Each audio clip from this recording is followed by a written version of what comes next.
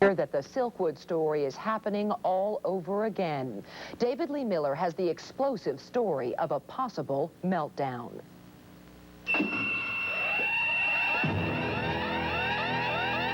It's the horror of working in a nuclear power plant.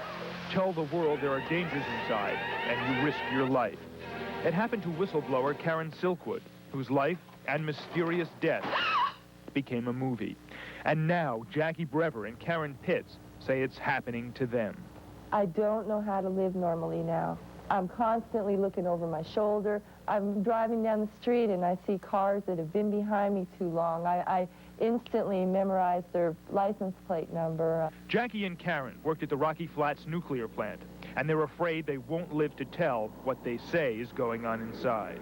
They came to my house and shot out the windows of my daughter's car, one of the windows of her car. So I've had 2 shootings at my house, 1 attempted arson. But they say that neither shootings nor arson can match the deadly dangers of radiation. I went to a doctor, and I had these bruises on my body, and I wanted to know what was going on with me. And with him not even, he just said, "Are you working with radiation?" And I said, "Yes." And he said, "Quit." Both Karen and Jacque believe that working at Rocky Flats would be the death of them. I got contaminated by a person who fell asleep. They sent me up to medical and scrubbed me for 8 hours. And I had me an abrasion-like scab, directly half down my body, because that's how it hit me for a very long time. They patched me up and covered it up and told me to go back to work. But the women claim not working there is equally dangerous. After Jacque and Karen spoke to the FBI about safety violations, they say their co-workers, worried about job security, began a campaign of terror against them. I've had 2 shootings at my house. One where they took 2 shots, they fired 2 shots, and they came to my house and shot out the windows of my daughter's car. And I got up out of bed and looked out my window, and they were looking at me, and they had like a semi-automatic. The women feared they too would die, just like in the movie. Jacque says she realized just how close she came when she visited her mechanic. He came out, he said, "You know, do you have any reason to believe that anyone would be, you know, out to kill you?" The tie rods on her car were tampered with, but that would only be a taste of what was to come. A week later at the plant, Jackie's protective glove had a suspicious hole in it. She was contaminated again. It was brand new. The gloves had just been changed. A glove inspection had just been done on those gloves, and the gloves were brand new. They saw me standing in the hallway, and they started laughing and slapping each other on the back, and one of them said, "Well, that's what you get for making waves." The women say they were forced to quit their $45,000 a year jobs out of fear for their lives. They have since hired Denver attorney Hartley Alley and filed a lawsuit against not only Rocky Flats, but 19 of their co-workers. I had a union member come to my home with the statement of, "If you make me lose my job, I will hunt you down and kill you," in reference to me closing the plant. Jacque says in her lawsuit, that man is Rick Williams, who refused to comment on the suit, as did most of the employees named. EG&G, the company that runs Rocky Flats, strongly denies the allegations made by the 2 women. People will say we're nuts, we're crazy, we're troublemakers, we've made noise, we don't know what we're talking about, but the bottom line to that is we were there, we saw it, it was documented, and you can't change those facts. Even if they win their case, Jacque and Karen fear they will lose in the long run, one way or another. I have all my death benefits and all that stuff together, so I know if it takes me, then the people that are left in my family are taken care of. I am not clear on what we have done to deserve all this. All we ever did was tell the truth. The plutonium operations at Rocky Flats were suspended because of safety violations. You're watching KMGH Colorado 7. Now, live from Denver. This is KMGH 7 News at 5. Good evening, everyone. Thanks for joining us. They call it a campaign of terror and harassment and claim it's retribution for telling the truth. Now they want the terror to end. For 7 years, Jacque Brever and Karen Pitts handled radioactive plutonium at Rocky Flats. But in the last 2 years, they say their co-workers have been a greater risk to their lives. Bill Clark has the story. Their troubles began shortly after the FBI raided Rocky Flats 2 years ago. The FBI was looking for evidence of widespread safety violations at the nuclear plant. In a lawsuit filed today, Jacque Brever and Karen Pitts say they were told not to discuss possible illegal operation of a radioactive incinerator with federal investigators. They were warned that whistleblowers would be dealt with severely and completely. Since then, the two claim they've been terrorized by middle management, their supervisors, and co-workers at the plant. FBI, something would happen to your house, your husband, or your family. Pitt says a radioactive glove box like this may have been deliberately contaminated, putting her in direct contact with radioactive waste. She was desperate, but said fellow workers could not or would not decontaminate her. 2 chemical control operators were coming down the hall, and they were laughing and slapping each other and joking, and one of them looked at me and said, "That's what you get for making waves."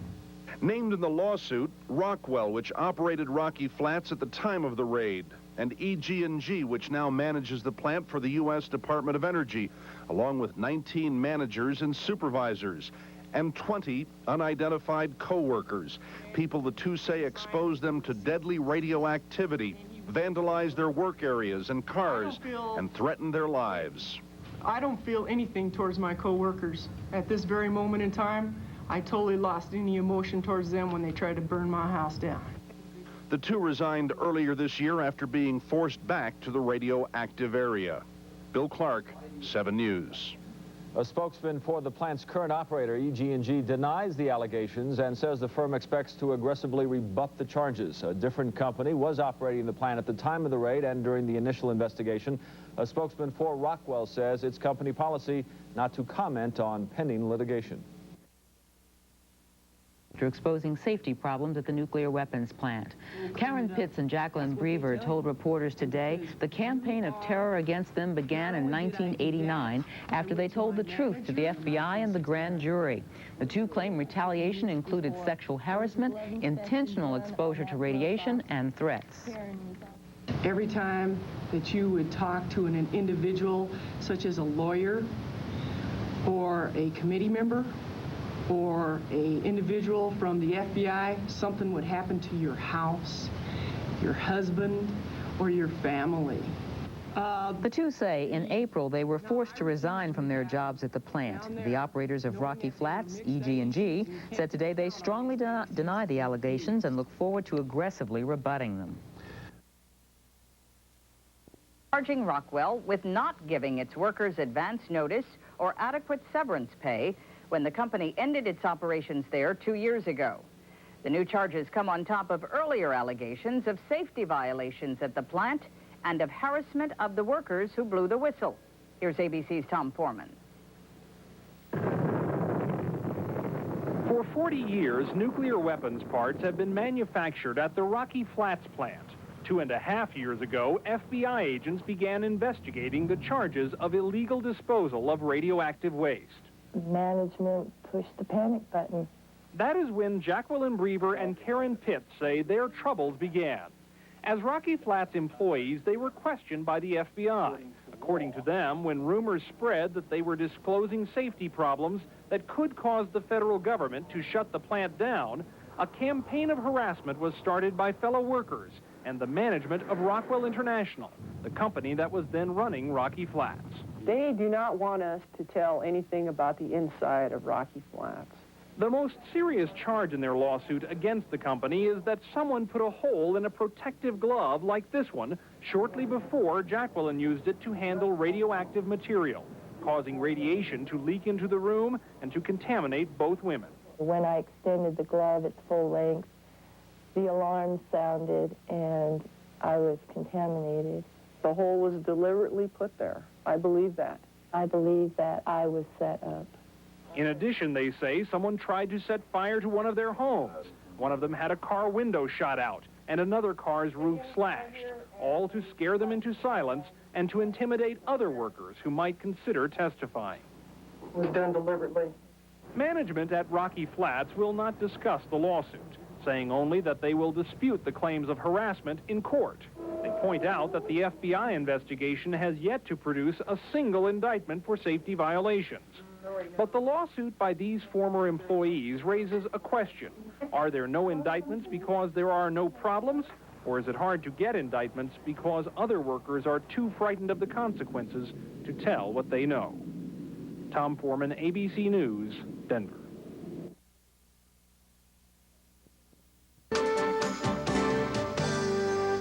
Nancy? Thanks, Spencer. 2.5 years ago, the FBI began the first ever criminal investigation of alleged safety violations at one of this country's nuclear weapons facilities. Among other things, the FBI charges that the companies that ran the Rocky Flats nuclear weapons plant near Denver may have improperly handled and disposed of highly radioactive materials. A grand jury continues to investigate those charges. Earlier this year, 2 former workers at the facility filed their own lawsuit against the companies that ran Rocky Flats, charging that they were harassed as a result of their cooperation with the federal investigation. Joining us from Denver are the plaintiffs, Karen Pitts and Jacque Brever, and their attorney, Hartley Alley. But before we go any further, we should say that we invited the participation of 2 of the companies named in the suit. They declined to appear. Rockwell International, which used to run Rocky Flats for the Department of Energy, says it never comments on lawsuits.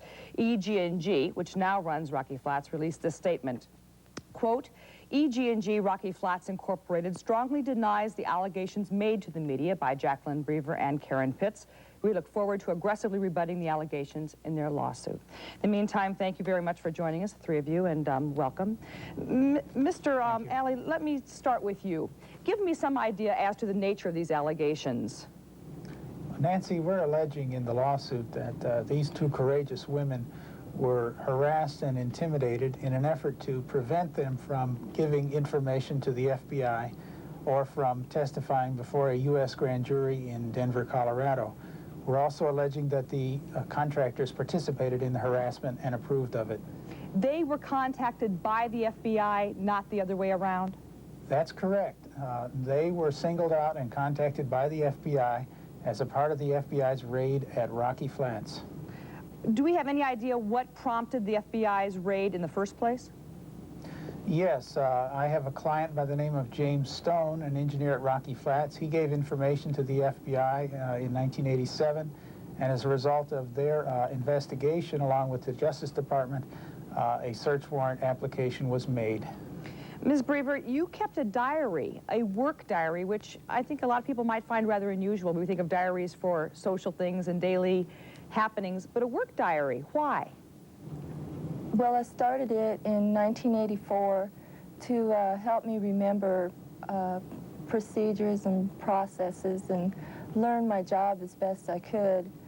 As I became familiar with my job, I started to realize that some of the things that we were doing and that I was writing in there we probably shouldn't be doing. Like what?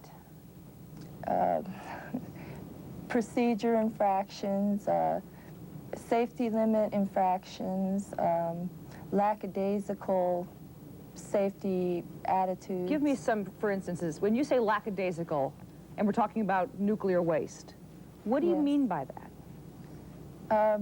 Careless handling, and a general feeling I got was production versus safety. Well, is this the company's fault, or are these workers that just weren't taking the time and safety precautions? I think it had a lot to do with management practices and intimidation. Ms. Pitts, did you feel the same intimidation? Yes, excuse me, yes I did. In my experience with the safety versus production, an individual was asked to produce large quantities of a product in lieu of being careful and concise with what they were working with. And considering that we were working with large quantities of chemicals and plutonium fluorides or oxides, an individual was taught to run very, very quickly and very high-paced, and then safety became a moot issue. When you were concerned, first of all, about safety issues, who did you go to? What was your first step? The union. And? The union was our first step, and then the union, in many cases, were more worried about their membership. In fact, in one case where Jackie and I had filed a safety concern, they actually took the grievance that we filed, which had 14 separate issues on it, and shelved it, meaning they threw it away, and brought all the operators in that were involved in this and told them that we were out to get them, and instead of actually taking this to them and saying your job is in trouble here because you are not performing your job and you left this job in a very unsafe state. Instead, they took it to them and said that we were out to get them and we should watch out for us. Are there any other company employees who also complained, or just the two of you? No, I imagine there's a great quantity of employees who complained. Do you know of any in particular? I mean, I'm not asking for names, but yes, I do know. There are other people who are just as concerned? Yes, there are other people who are concerned. Unfortunately, there is a management type of fear by intimidation where you can take in a safety concern to management, and I know of a safety concern in particular where they will tell you that it's not in your best interest to file this, and then you will have people drop off of your safety concern, and then you may be the only person left on it. Mr. Alley, very quickly, why is this case separate from the government case? Why not just let the government take care of things since the FBI is already investigating? Well, this is a civil action for damages on behalf of the two individuals, and the government would not bring such an action. That would only be a criminal action against the individuals who may have perpetrated these acts. And what kind of damages are you looking for? Well, we're looking for punitive damages to punish and make an example of the defendants. In the case of Rockwell International, the jury would have to decide how much punitive damages are needed to make a corporation feel it when that corporation makes earns $14 billion a year in sales. We have to cut it there. Hartley Alley, Jacque Brever, Karen Pitts, thank you all very much for joining us this morning. Thank you. Thank you, Nancy. You're very welcome. Bloodshed under the new order, civil war in Russia's neighbor to the south when Good Morning America continues. Stay with us.